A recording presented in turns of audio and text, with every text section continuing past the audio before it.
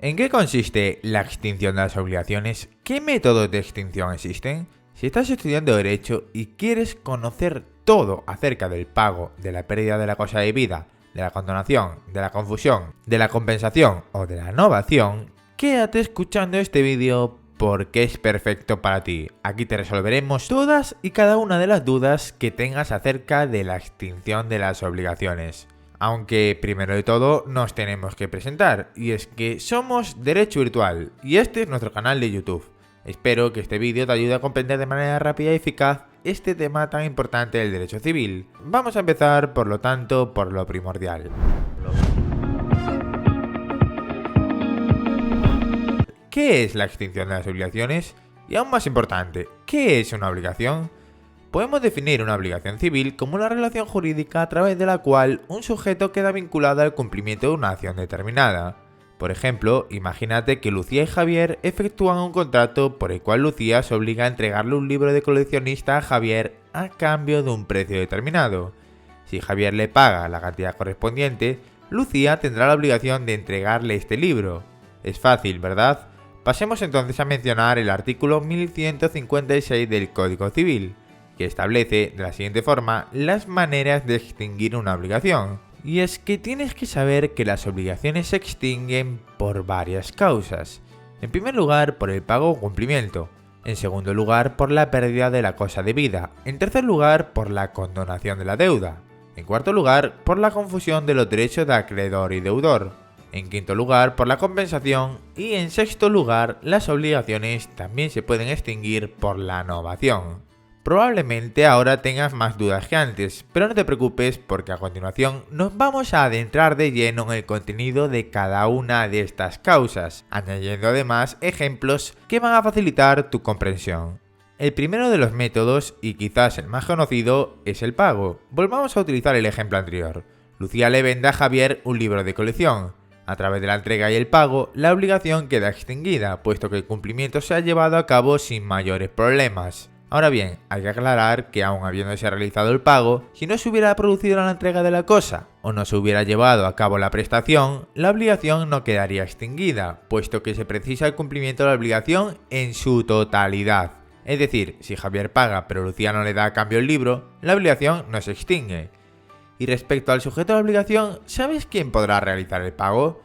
Bueno, pues con carácter general podrá hacerlo cualquier persona, ya presente o no interés en el cumplimiento de la obligación, y sin importar si lo conoce y aprueba, o por el contrario lo ignora.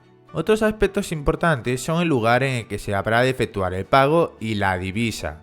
Por una parte, tienes que saber que el pago tiene que llevarse a cabo en el lugar donde se hubiere designado la obligación, y si no se hubiera expresado, tiene que hacerse donde la compra existía en el momento de constituirse la obligación, pero si no hubiera manera, se tendrá que acudir al domicilio del deudor. Por otra parte, el pago deberá realizarse en la especie pactada, no siendo posible ninguna otra.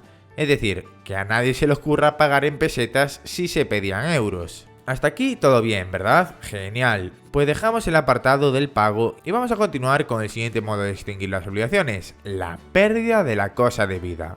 Como bien puedes imaginar, si la cosa que era objeto de la obligación se pierde o se destruye por causas no imputables al deudor y sin que haya existido previamente mora, la obligación quedará extinguida. Ahora sí, es importante saber que si la cosa está en poder del deudor, entonces se va a presumir que la pérdida ocurrió por su culpa, y no por un caso fortuito, a no ser que exista prueba en contrario. ¿Y esto qué quiere decir? Vamos a poner un ejemplo para entenderlo mejor. Imagínate que Lucía le presta el libro a Javier durante unos meses, a cambio de un precio, y en ese periodo de tiempo Javier tiene un percance y el libro se rompe. La pérdida de la cosa será culpa suya.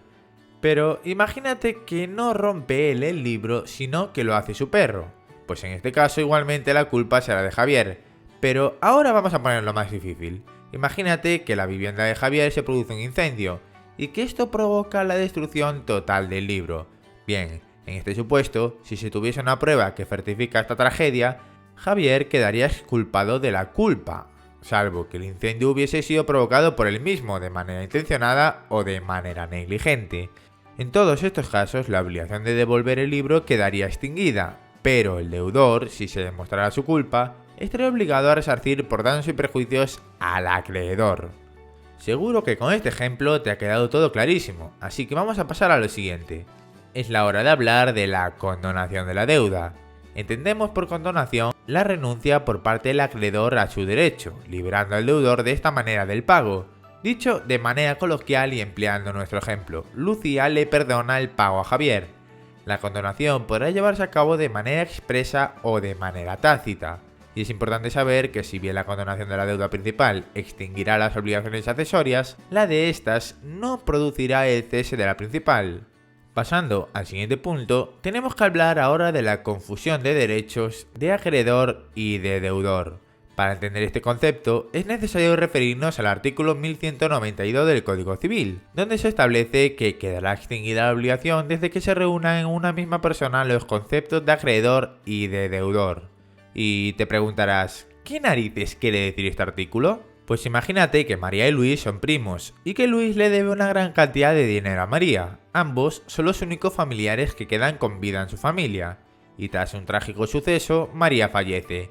Luis es el único heredero, por lo que además de una gran suma de dinero, se convierte en el acreedor de su propia deuda.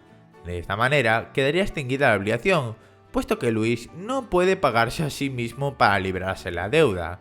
¿Y ya hemos terminado? No, pero ya estamos a punto, te lo aseguro.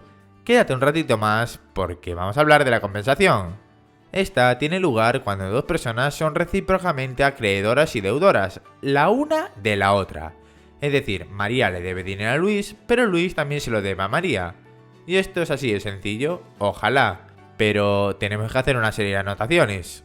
Y es que para que una compensación sea posible, es preciso que se den varios puntos. En primer lugar, que cada uno de los obligados lo esté principalmente y sea a la vez acreedor principal del otro. En segundo lugar, que las dos deudas consistan en una cantidad de dinero, o en el caso de que no fuesen cosas fungibles, tienen que ser de la misma especie y calidad. Es decir, que no puedes compensar un bolso de marca con uno de Zara. En tercer lugar, que las deudas estén vencidas. En cuarto lugar, que las deudas sean líquidas y exigibles. Y, en quinto lugar, que sobre ninguna de ellas haya retención o contienda promovida por terceras personas y notificada oportunamente al deudor. Y ahora sí que sí, terminamos con el último de los modos de extinguir una obligación, la novación, que significa la modificación o extinción de una obligación como consecuencia de la existencia de una obligación posterior que tiene como razón de ser reemplazarla. Es una figura bastante conocida en el mundo hipotecario, donde a menudo se altera el plazo de amortización, el tipo de interés, el importe o la divisa, por medio de la negociación de unas condiciones diferentes a las anteriores. Esta novación puede llevarse a cabo de las siguientes maneras. En primer lugar, variando su objeto o condiciones principales, como es el caso de los contratos hipotecarios que acabamos de mencionar. En segundo lugar, sustituyendo a la persona del deudor, es decir, a través de la transmisión de la deuda. Y por último, también se puede llevar a cabo subrogando a un tercero en los derechos del acreedor, lo que se denomina subrogación de acreedor. Por ejemplo, cuando la hipoteca se cambia de entidad financiera. Pero, al igual que la compensación, esto no es tan sencillo como parece, sino que para que la obligación quede extinguida es necesario que se declare así terminantemente, o que la existencia de la nueva y la antigua sean totalmente incompatibles. Y, en cuanto a la subrogación, ¿cómo sabes que ha existido?